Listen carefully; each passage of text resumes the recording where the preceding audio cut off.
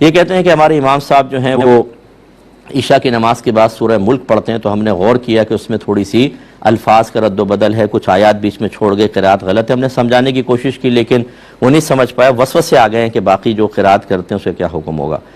دیکھیں، پہلی بات تو یہ کہ یہ جو ہمارے ہاں اجتماعی طور پہ سورہ ملک پڑھنے کا ایک رواج قائم ہو گیا ہے، اس سے ہمیں فضیلت حاصل وہ والی نہیں ہوگی جو حدیث میں بیان کی گئی ہے۔ نبی کریم صلی اللہ علیہ وسلم نے پڑھنے کے اوپر یہ انعام بیان کیا، سننے کے اوپر نہیں ہے، ٹھیک ہے۔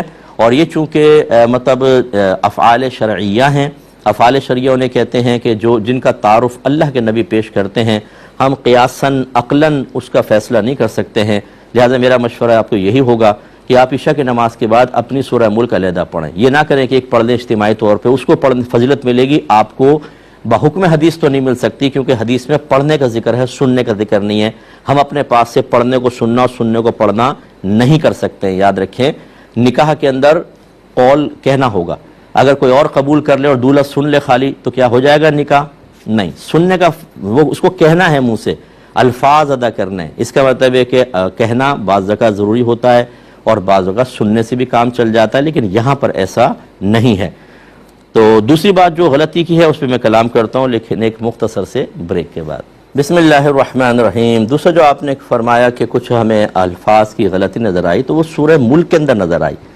اس پہ آپ یہ کیسے قیاس کر سکتے ہیں کہ جو نماز میں الحن پڑھیں گے اس میں بھی ہوگی، جو سورت پڑھیں گے اس میں بھی ہوگی؟ آپ جہری نمازیں ان کے پیچھے پڑھتے ہی ہیں، اس میں آپ دیکھ لیں ان کی الحمد شریف صحیح ہے، اور جو صورتیں وہ ملاتے ہیں وہ بھی بالکل صحیح پڑھتے ہیں۔ اس طرح فجر کے اندر، جمعے کے اندر، عشاء کے اندر آپ نے دیکھا اگر وہ صحیح پڑھ رہے ہیں، مغرب میں آپ نے دیکھا تو بس ٹھیک ہے، پھر ان کے اندر تو غلطی نہیں ہے۔ تو آپ ایک اور مقام پر غلطی کسی اور صورت کے اندر اس پر قیاس کر کے ان کی نمازوں کی خرابی کا حکم کیسے دے سکتے ہیں؟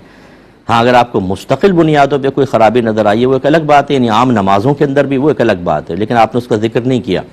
اور یہ آخری بات بس سمجھ لیجئے، خصوصاً جو ینگسٹرز ہیں ہمارے، نئے بچے دین کی طرف آتے ہیں اور یہ مفتی بن جاتے ہیں، اس امام کے پیچھے نماز نہیں پڑھیں گے، کیوں؟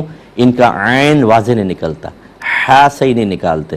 میرے بچوں اچھی طرح یاد رکھیں کہ امام کے لیے صحیح مخارج کے ساتھ الفاظ کو ادا کرنا واجب ہے، آپ کو صحیح سنانا واجب نہیں ہے، ورنہ آپ ثابت کریں ذرا۔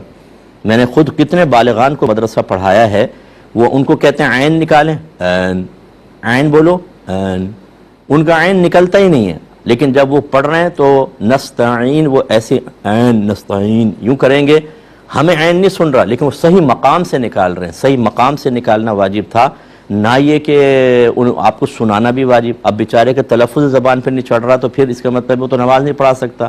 یہ الگ بات ہے کہ ایسے کو احتیاط کرنی چاہیے کہ لوگ بدگمانی کا شکار ہوتے ہیں، لیکن یہ میں آپ کو سمجھا رہا ہوں کہ امام اگر تجوید جانتے ہیں لیکن کلیئر ورڈز آپ کو یا حروف سمجھ میں نہیں آ رہے ہیں تو اس کا مطلب یہ نہیں ہے کہ انہوں نے تجوید ہی نہیں پڑھی یا وہ غلط پڑھ رہے ہیں۔ آپ ایک دفعہ ایسی باتوں میں نکلوا لیں، اگر وہ کہتے ہیں کہ ہاں تجوید کے ساتھ آتی ہے اور میں صحیح مخارج بھی جانتا ہوں، اب آپ کو صحیح نہیں سن رہا تو ان کے پیچھے نماز بہرحال بالکل